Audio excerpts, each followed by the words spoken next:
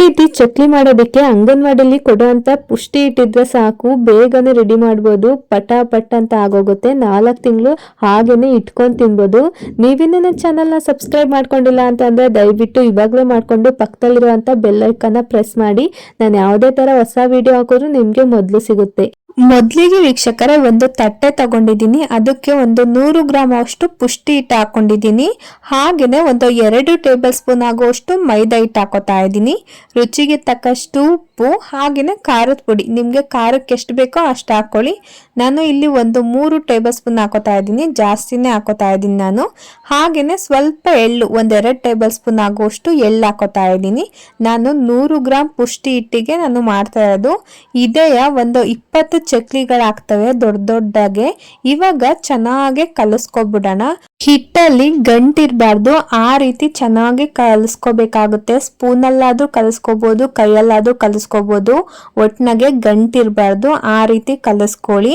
ನೋಡಿ, ಈ ರೀತಿ ಕಲಿಸ್ಕೊಂಡಿದ್ದಾದ್ಮೇಲೆ ಬಿಸಿ ನೀರು ಹಾಕೋಬೇಕಾಗುತ್ತೆ. ಬಿಸಿಯಾಗಿರ್ಬೇಕು, ಅದು ಸ್ವಲ್ಪ ಕೊತ ಅಂತ ಕುದಿ ಬರಿಸ್ತೀವಲ್ಲ, ಆ ರೀತಿ ಕುದಿಬೇಕು ನೀರು. ಅಂತ ನೀರನ್ನ ಹಾಕೊಂಡು ಚೆನ್ನಾಗಿ ಕಲಿಸ್ಕೋಬೇಕಾಗುತ್ತೆ. ನೀಟಾಗಿ ಮಿಕ್ಸ್ ಮಾಡ್ಕೊಂಡು ನೀಟಾಗಿ ಕಲಿಸ್ಕೊಳ್ಳಿ. ಈ ಚಕ್ಲಿ ಹಿಟ್ಟನ್ನ ನೀವು ಯಾವುದೇ ತರ ಮಾಡ್ರಿ, ಯಾವುದೇ ತರ ಎಷ್ಟು ಅಗಲ ಬೇಕಾದ್ರೂ ಹಾಕಿದ್ರು ಒಂದ್ ಸ್ವಲ್ಪನೂ ಅರಿಯೋದಿಲ್ಲ, ಒಂದ್ ಸ್ವಲ್ಪನೂ ಏನು ಸಹ ಆಗೋದಿಲ್ಲ. ಎಣ್ಣೆಯಲ್ಲಿ ಕರ್ಗೋದು ಏನು ಆಗೋದಿಲ್ಲ, ಎಣ್ಣೆನೂ ಸಹ ಜಾಸ್ತಿ ಹಿಡಿಯಲ್ಲ. ಇದು ತುಂಬಾ ಈಸಿಯಾಗಿ ಮಾಡ್ಕೋಬಹುದು. ಹಿಟ್ಟನ್ನ ಎಲ್ಲರ ಮಲ್ಲೂ ವೇಸ್ಟ್ ಮಾಡ್ತಾ ಇರ್ತೀರಾ, ಅದನ್ನ ಈ ರೀತಿ ಹಬ್ಬಗಳಲ್ಲಾಗ್ಲಿ ಚಕ್ಲಿ ಹಿಟ್ಟು ಹಾಕ್ಸೋದೇ ಬೇಡ, ಅಷ್ಟು ರುಚಿಯಾಗಿ ಬರ್ತವೆ ಚಕ್ಲಿಗಳು.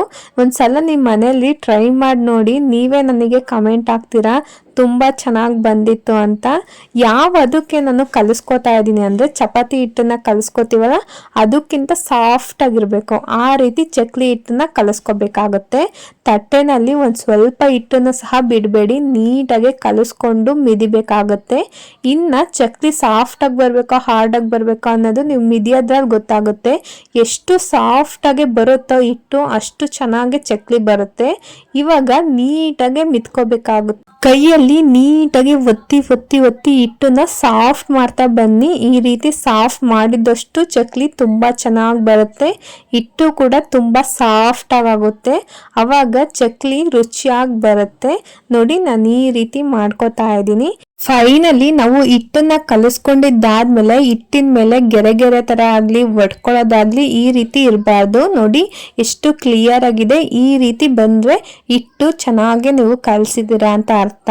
ಇವಾಗ ಚಕ್ಲಿ ಒತ್ಕೋಬೇಕಾಗುತ್ತೆ. ಚಕ್ಲಿ ಒತ್ತೋದಿಕ್ಕೆ ಚಕ್ಲಿ ಒಳ್ಳನ್ನ ತಗೊಂಡಿದ್ದೀನಿ. ನಮ್ಮನೇಲಿ ಈ ರೀತಿ ಇದೆ, ನಿಮ್ಮನೇಲಿ ಯಾವ ತರ ಇದೆ ನೀವು ಆ ತರ ಒತ್ಕೋಬಹುದು. ಇವಾಗ ಒಂದ್ ಸ್ವಲ್ಪ ಎಣ್ಣೆನ ಸವರ್ಕೋಬೇಕಾಗುತ್ತೆ. ಒಳಗೆಲ್ಲ ಎಣ್ಣೆ ಸವರ್ಕೊಬಿಟ್ಟು ಹಿಟ್ಟನ್ನ ಉದ್ದುದ್ದಕ್ಕೆ ಮಾಡಿ ಫುಲ್ಲು ಫಿಲ್ ಮಾಡ್ಕೋಬೇಕಾಗತ್ತೆ. ಫಿಲ್ ಮಾಡ್ಕೊಂಡು ಚಕ್ಲಿನ ಇವಾಗ ಒತ್ಕೊಳ್ಳಿ. ಯಾವುದೇ ಕಾರಣಕ್ಕೂ ಒಂದು ಕೂಡ ಸ್ಕ್ರಾಚ್ ಬರೋದಿಲ್ಲ, ಒಂದು ಚಕ್ಲಿನೂ ಹೊಡ್ಕೊಂಡು ಹೋಗೋದಿಲ್ಲ, ತುಂಬಾ ಚೆನ್ನಾಗಿ ಬರುತ್ತೆ.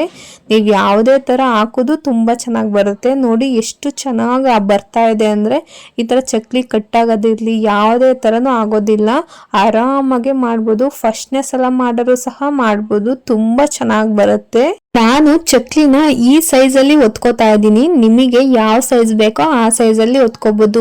ಪುಟಾಣಿ ಚಕ್ಲಿಗಳನ್ನು ಮಾಡ್ಕೋಬಹುದು, ದಪ್ಪ ಚಕ್ಲಿಗಳನ್ನು ಮಾಡ್ಕೋಬಹುದು. ನೀವೆಷ್ಟೇ ದಪ್ಪ ಅಗ್ಲ ಹಾಕಿದ್ರು ಚಕ್ಲಿನ ಅದಂತೂ ಒಡ್ಕೊಳ್ಳೋದಿಲ್ಲ, ನೀವು ಆರಾಮಾಗಿ ಹಾಕೋಬಹುದು ಯಾವುದೇ ಸಮಸ್ಯೆ ಇಲ್ದಂಗೆ. ನೋಡಿ, ಈ ರೀತಿ ನಾನು ಎಲ್ಲಾ ಚಕ್ಲಿಗಳನ್ನು ಹಾಕೋತಾ ಇದ್ದೀನಿ.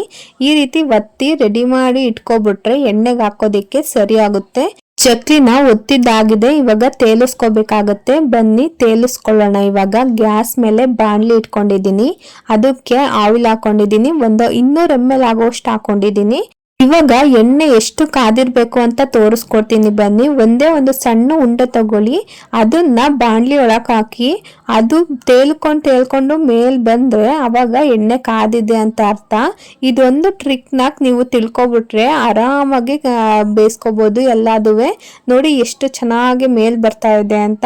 ನಾವ್ ಹಿಂಗ ಹಾಕಿದ ತಕ್ಷಣನೇ ಕೆಳಗೋಗಿ ಕೂತಿದ್ದು ಮೇಲಕ್ಕೆ ಬಂದ್ಬಿಡುತ್ತೆ, ಬೆಂದಿದ ತಕ್ಷಣನೇ ಚಕ್ಲಿ. ಆ ರೀತಿ ಎಣ್ಣೆ ಕಾದಿದ್ದಾದ್ಮೇಲೆ ಹಾಕಿದ್ರೆ ಚಕ್ಲಿ ಈ ರೀತಿ ಗರಿಯಾಗಿ ಬೆಂದ್ಕೊಂಡು ಹೋಗುತ್ತೆ. ಒಂದು 15 ಸೆಕೆಂಡ್ ಸಾಕು ಚಕ್ಲಿಗಳನ್ನ ಬೇಯೋದಕ್ಕೆ. ತುಂಬಾ ಈಸಿಯಾಗಿ ಮಾಡ್ಬೋದು, ಜಾಸ್ತಿ ಹೊತ್ತು ಬೇಯೋದೇ ಇಲ್ಲ. ಗ್ಯಾಸ್ನ ಲೋ ಫ್ಲೇಮಲ್ಲಿ ಇಟ್ಕೊಂಡಿರಿ, ಇಲ್ಲ ಮೀಡಿಯಂ ಫ್ಲೇಮ್ನಲ್ಲಿ ಇಟ್ಕೊಂಡಿರಿ. ಹೈ ಫ್ಲೇಮ್ಗಂತೂ ಇಕ್ಕಕ್ಕೆ ಹೋಗ್ಬೇಡಿ. ಇದು ಬೇಗ ಬೇಯೋದ್ರಿಂದ ನೋಡಿ, ಹಾಕಿ ಒಂದು 5 ಸೆಕೆಂಡು ಆಗಿಲ್ಲ, ಆಲ್ರೆಡಿ ಮೇಲೆಲ್ಲ ಬೆಂದೋಗ್ಬಿಟ್ಟೈತೆ. ಇನ್ನು ಒಳಗೂ ಬೇಯಬೇಕು ಅಂತಂದರೆ ಮೀಡಿಯಂ ಫ್ಲೇಮ್ನಲ್ಲಿ ನೀವು ಇಟ್ಕೋಬೇಕಾಗತ್ತೆ. ನೋಡಿ ಚಕ್ಲಿ ಈಗಾಗಲೇ ಬೆಂದಿದ್ದಾಗಿದೆ. ಇವಾಗ ತೆಕ್ಕೋತಾ ಇದ್ದೀನಿ, ಮತ್ತೆ ಇದೇ ಥರ ಚಕ್ಲಿಗಳನ್ನ ಹಾಕೋತಾ ಇದ್ದೀನಿ. ಬೇಗನೆ ಬೆಂದೋಗುತ್ತೆ. ನೀಟಾಗಿ ನೋಡಿಕೊಂಡು ನೀವು ಬೇಯಿಸ್ಕೋಬೇಕಾಗುತ್ತೆ. ನಾವು ಹಪ್ಪಳ ಹಾಕ್ತೀವಲ್ಲ ಅದೇ ಥರ ಬೆಂದೋಗುತ್ತಿದ್ದು. ಇವಾಗ ನಾನು ಪುಡಿ ಚಕ್ಲಿನ ಮಾಡ್ಕೋತಾ ಇದ್ದೀನಿ. ನಿಮ್ಗೆ ಏನಾದರೂ ಚಕ್ಲಿ ಕರೆಕ್ಟಾಗಿ ಬರಲಿಲ್ಲ ಅಂತಂದರೆ, ಇಲ್ಲ ಪುಡಿ ಪುಡಿಯಾಗಿ ನಿಮಗೆ ಬೇಕು ಅಂತಂದರೆ ಈ ರೀತಿ ಹಾಕ್ಕೊಳ್ಳಿ. ತುಂಬ ಬೇಗನೆ ಆಗೋಗುತ್ತೆ. ಇದು ಸಹ ಒಂದು 15 ಸೆಕೆಂಡ್ 20 ಸೆಕೆಂಡ್ಗಾಲೇ ಬೆಂದೋಗಿರುತ್ತೆ. ತುಂಬ ಚೆನ್ನಾಗಿರುತ್ತೆ ಈ ರೀತಿನೂ ಮಾಡ್ಕೊಂಡ್ರು. ನಿಮ್ಗೆ ಏನಾದರೂ ಚಕ್ಲಿ ಬರಲಿಲ್ಲ ಅಂತಂದರೆ ರೌಂಡ್ಗೆ ಈ ರೀತಿ ಹಾಕೊಂಡ್ಬಿಡಿ. ಈ ಚಕ್ಲಿಗಳನ್ನ ನೀವು ಒಂದು 3-4 ತಿಂಗಳು ಇಟ್ಕೊಂಡು ತಿನ್ಬೋದು. ಯಾವುದೇ ಥರ ಕೇಳೋದಿಲ್ಲ. ತುಂಬ ರುಚಿಯಾಗಿರುತ್ತೆ. ದಿನ ಬಿಟ್ಟು ದಿನ ಇನ್ನೂ ರುಚಿ ಜಾಸ್ತಿನೇ ಆಗ್ತಾ ಇರುತ್ತೆ ಹೊರತು ಕಮ್ಮಿ ಆಗೋದಿಲ್ಲ. ತುಂಬ ರುಚಿಯಾಗಿರುತ್ತೆ. ನೀವು ಇವತ್ತು ತಿನ್ನೋದ್ಕಿಂತ ನಾಳೆ ತಿಂದರೆ ಇನ್ನೂ ತುಂಬ ರುಚಿಯಾಗಿರುತ್ತೆ. ಇನ್ಯಾಕೆ ತಡ, ನಿಮ್ಮ ಮನೇಲಿ ಪುಷ್ಟಿ ಹಿಟ್ಟಿತ್ತು ಅಂದರೆ ಇವತ್ತೇ ಟ್ರೈ ಮಾಡಿ ನೋಡಿ, ತುಂಬ ರುಚಿಯಾಗಿರುತ್ತೆ. ಈ ವಿಡಿಯೋ ಇಷ್ಟ ಆಯ್ತು ಅಂದರೆ ಲೈಕ್ ಮಾಡಿ, ಶೇರ್ ಮಾಡಿ, ನನ್ನ ಚಾನಲ್ನ ಸಬ್ಸ್ಕ್ರೈಬ್ ಮಾಡ್ಕೊಳ್ಳೋದಂತೂ ಮರಿಬೇಡಿ. ಇದೇ ಥರ ಈಸಿ ರೆಸಿಪೀಸ್ಗೆ ನನ್ನ ಚಾನಲ್ನ ಫಾಲೋ ಮಾಡಿ. Thank you.